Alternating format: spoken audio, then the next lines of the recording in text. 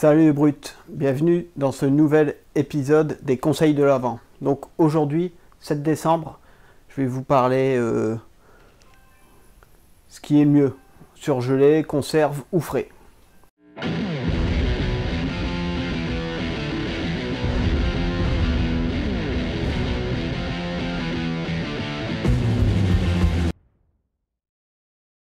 Alors souvent, on nous dit que c'est mieux de consommer des produits frais, donc des légumes et des fruits frais.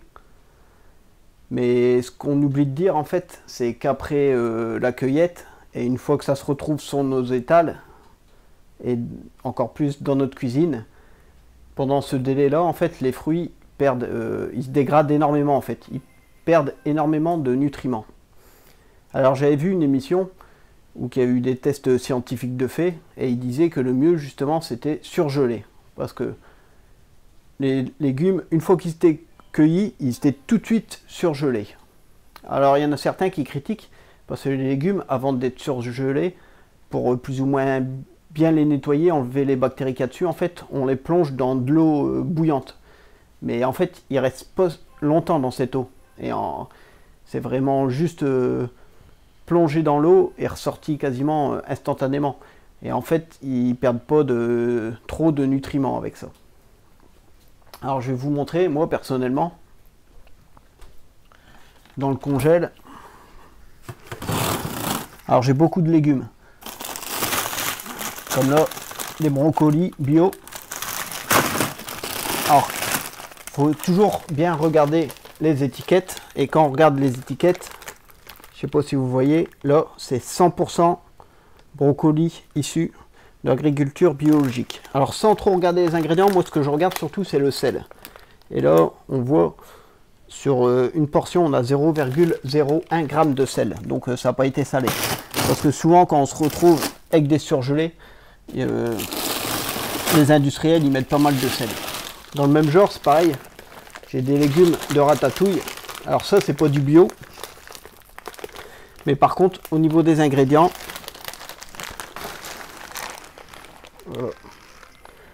j'ai tomates, courgettes, aubergines, oignons, poivre vert, poivron rouge.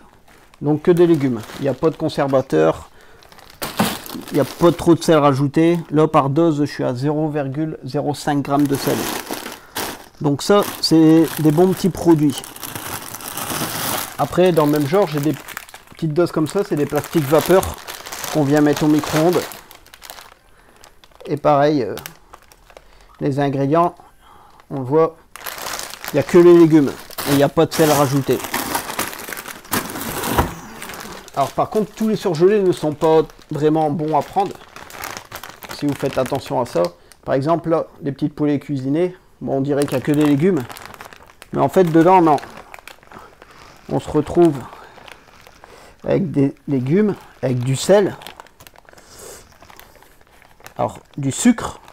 Alors en ce moment, vous verrez une vidéo prochainement. Je suis en train de me faire un nouveau défi. Je mange plus de sucre raffiné pendant 21 jours. Alors pourquoi 21 jours? Parce qu'il faut 21 jours pour changer ses habitudes. Mais je vous en parlerai dans une autre vidéo. Donc ça, par exemple, en ce moment, je ne le consomme pas. Alors avant, je le consommais, mais à petite dose, une fois de temps en temps. Donc là, on peut voir, en fait, au niveau des macros, on voit qu'il y a du sel. Là, par dose, par exemple, je suis à 2,6 g, donc c'est énorme quand même. Et en plus, il y a du sucre. Mais vous voyez, il y a... Alors, faire attention aux surgelés que vous... Hop, attendez, je ferme. Donc, faire attention aux surgelés que vous achetez, mais il y a des surgelés qui sont vraiment 100% légumes, quoi. Qui contiennent pas d'additifs ou autre. Alors... Moi, c'est soit ça, soit du frais, ou sinon, j'ai pas mal de conserves. Parce que j'aime bien avoir pas mal de stock, on sait jamais. C'est mon petit côté survivaliste. Et en fait, en conserve, c'est pareil, je fais très attention. Donc là, par exemple, on va prendre un exemple des haricots blancs. Alors au niveau des ingrédients, j'ai haricots blancs, eau, sel, arôme naturel de poivre. Donc voilà, nickel. Il n'y a pas d'additifs ni rien. Forcément, j'ai un peu de sel, Mais les quantités sont plus que raisonnables. J'ai même pas les quantités marquées dessus, tellement qu'il y en a peu. Alors, par contre, les conserves, c'est vrai qu'il y a tendance, il y a toujours du sel. Je crois pas que vous aurez une conserve sans sel. Alors moi, ma petite astuce pour limiter le sel, c'est que je rince. Donc là, les haricots, par exemple, je vais les laisser tremper dans l'eau un petit moment, je vais les rincer et les égoutter. Donc à l'eau froide, ça risque, pour éviter de perdre aussi les nutriments, quoi. J'ai aussi, par exemple, des fonds d'artichaut ou des cœurs de palmier. Alors les fonds d'artichaut et les cœurs de palmier, par contre, dedans, je me retrouve encore avec du sel. Et par contre, dedans, il y a un acidifiant. Il y a l'acide citrique dans ces deux. Alors, quand c'est ça, quand j'ai un petit doute, au niveau des additifs, je me réfère à ce livre.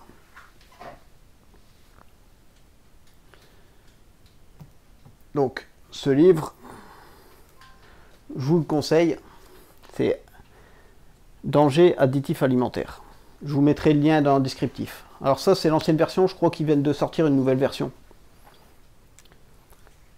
Donc là, on va aller voir au niveau de l'acide citrique, E330, antioxydant et acidifiant d'origine végétale. Donc jusque-là, si c'est végétal, bon, parfois fabriqué synthétiquement.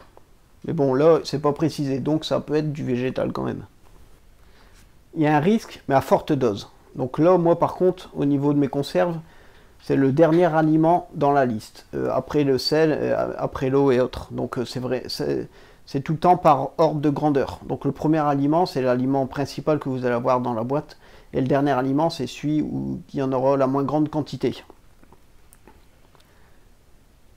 Considéré généralement comme inoffensif, mais ici classé orange, parce qu'en fait, il y aurait un risque, mais à grosse dose. Donc là, normalement, dans cette conserve-là, ça serait sans risque. Alors, autre type de conserve que je consomme, haricots rouges. Mais en ce moment, je ne les consomme pas parce que dedans, j'ai du sucre. Alors, je sais pas pourquoi ils nous mettent du sucre dans les haricots rouges alors qu'ils n'en mettent pas dans les blancs. S'il y a quelqu'un qui peut m'expliquer. Donc, ingrédients, haricots rouges, eau, sucre, sel et un affermissant, ce coup-ci, du chlorure de calcium. Donc, chlorure de calcium, hop, je vais aller chercher. Alors le livre est bien fait, à la fin on a un lexique qui nous dit à quelle lettre c'est.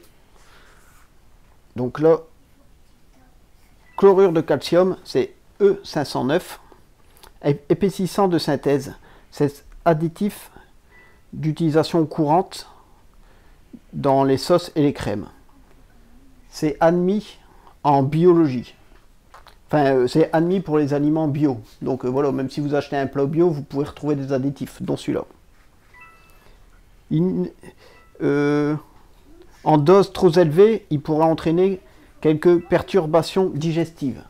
Donc voilà, si il y en a vraiment une trop grosse dose, on pourrait être perturbé digestivement.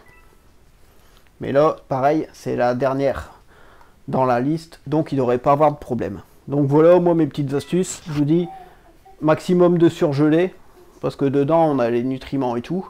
Après, dans une autre vidéo, je vous expliquerai quel mode de cuisson utiliser justement pour garder ses qualités. De temps en temps, des conserves, mais les conserves, pareil, je fais bien gaffe à ce qu'il y a dedans et je rince les aliments pour éviter trop de sel.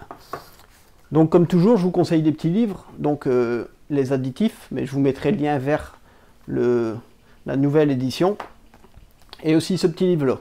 Alors ce livre-là, il est vraiment sympa, il se lit tout seul, il se lit en une journée. Il y a 6,90 €.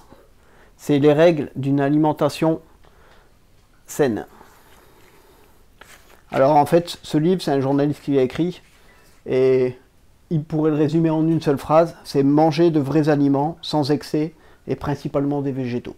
Donc une fois que vous avez compris ça, vous avez tout compris. Et en fait, il est fait de la manière suivante, c'est que dedans, il nous donne des... Alors combien 64 petites phrases, des petites astuces pour bien consommer, bien choisir ses aliments. Alors ça va du petit conseil par exemple là, ne mangez rien que votre arrière-grand-mère ne reconnaîtrait pas comme étant un aliment. Donc voilà. Là, un autre conseil. Plus blanc ton pain, plus proche ta faim. Donc voilà. D'autres conseils, manger lentement. Donc après, c'est tout le temps un peu développé, mais vous voyez, il n'y a vraiment pas... Il n'y a pas beaucoup de texte, ça se lit tout seul. Mais vraiment sympa ce petit livre. Donc j'espère que cette vidéo vous aura plu, qu'elle vous aura servi. On se retrouve demain pour une nouvelle vidéo. N'hésitez pas à liker, à vous abonner. Je vous dis à bientôt les brutes sur Sport Brutal.